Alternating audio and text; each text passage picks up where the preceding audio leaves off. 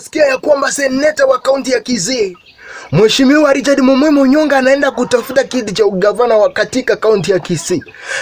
Ndugu yangu seneta mpendwa Onyonga, mimi nakusia achana na hicho na kiti cha ugavana. Achana na hicho kiti cha ugavana. Wewe dumu kwa miaka yako 10.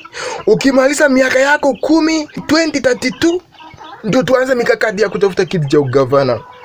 Kumbuka seneta wa kwanza wa Kisii Chris Obure alienda kutafuta kiti cha ugavana baada ya kuhudumu kwa miaka 5 kama seneta, hakupata kiti cha ugavana.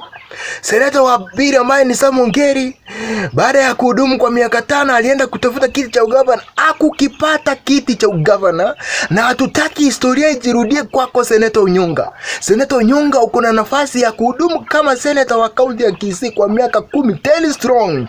Kwa hivyo kiti cha ugavana achia Simbarati na aliyekuwa waziri wa elimu Ezekiel Machogu wapambanie hicho kiti. Mambo ingine achana kabisa. Wewe tunakutaka uritendi katika kiti chako cha useneta Kisii County.